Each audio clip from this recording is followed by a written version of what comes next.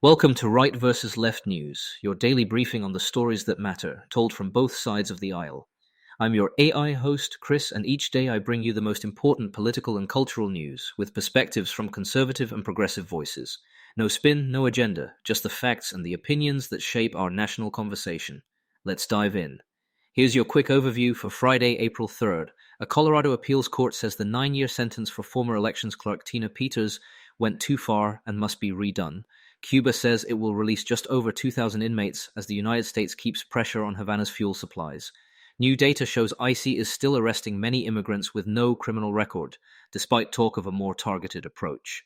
A new Washington Post and Schar School poll finds Virginia voters narrowly support a redistricting plan expected to favor Democrats. And President Trump reverses himself and endorses again a Republican congressman he had just ditched over tariffs. We'll unpack what happened, why it matters, and how the right and the left are reading it. Before we jump into today's stories, a quick word from our sponsors. This episode is brought to you by Family GPT, the AI chat platform actually designed for kids. If your children are curious about ChatGPT but you're worried about what they might see, Family GPT gives you full parental controls, content filtering, and the ability to align responses with your family's values.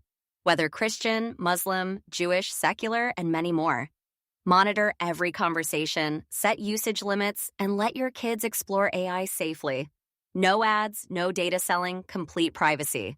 Sign up free at FamilyGPT.chat. Thanks to our sponsors for supporting Right vs. Left News. Now, let's get to the headlines. Story 1. Here's what happened.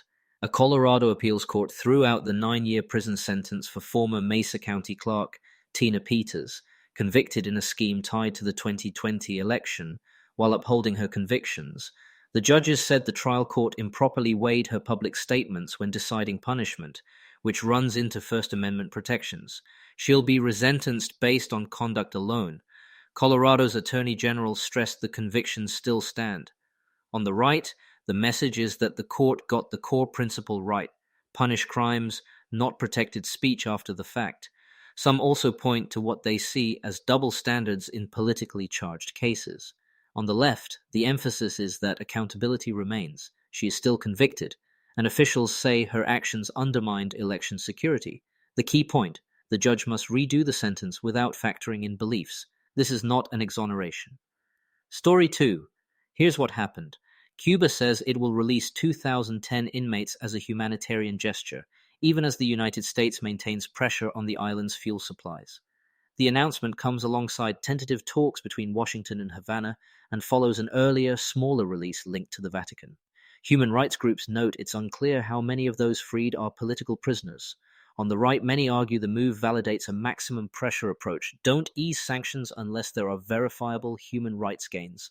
Some also caution that Havana has long used selective releases for optics and contend the crisis stems from the regime system, not U.S. policy.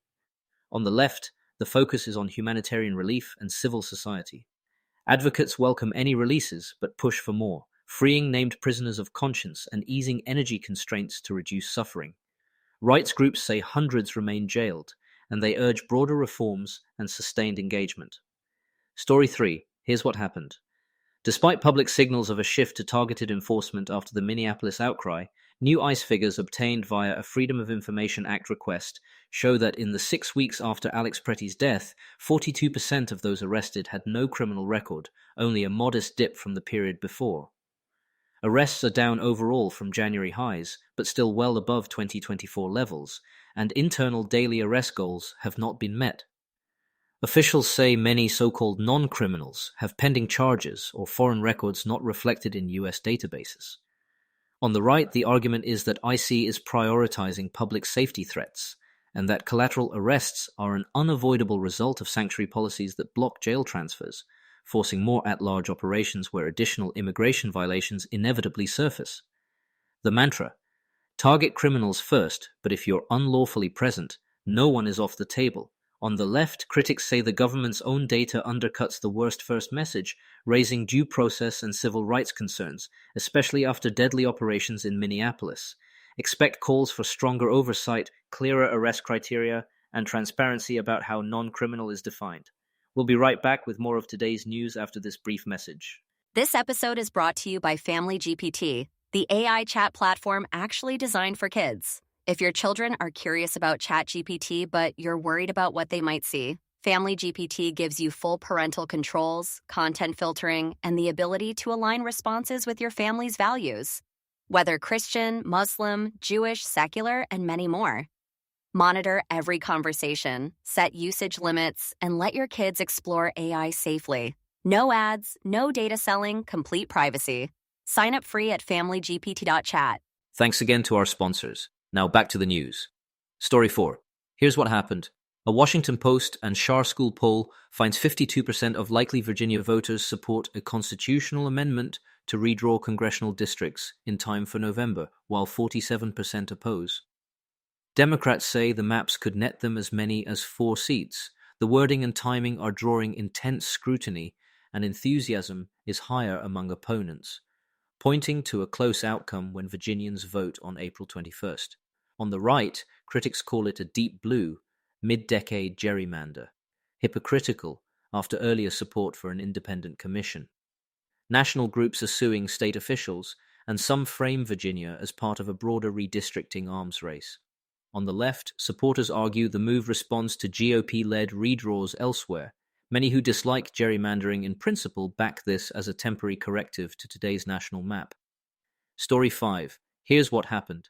After yanking his endorsement from Representative Jeff Hurd of Colorado over a tariffs dispute, President Trump reversed himself and endorsed Hurd again. House GOP leaders and a broad lobbying push warned that backing a weaker primary challenger could cost Republicans a seat, with a razor-thin House majority at stake. Reporting also suggests administration roles were floated for the challenger and her spouse as part of the reset. On the right, many see a pragmatic course correction. Protect the majority, avoid own goals.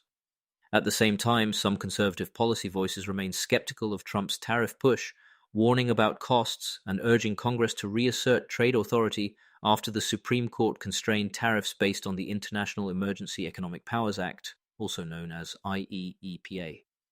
On the left, the episode is framed as a sign of Trump's dominance over GOP primaries, endorsements used to reward loyalty or enforce policy litmus tests. The positions allegedly dangled to smooth over the reversal are cited as evidence of backroom politics rather than a real debate over tariffs' effects. Quick recap. Tina Peters will be resentenced. Her convictions stand. Cuba's prisoner release lands as Washington keeps the pressure on. ICE's arrest mix is fueling a fight over enforcement values. Virginia's redistricting referendum looks tight. And Trump's endorsement drama shows how 2026 politics and policy, especially tariffs, are colliding. More tomorrow. That's it for today's episode of Right versus Left News. Remember, understanding both sides isn't about picking a team, it's about being informed. Subscribe wherever you get your podcasts, and join us tomorrow for another balanced look at the day's biggest stories. Until next time, stay curious and stay informed.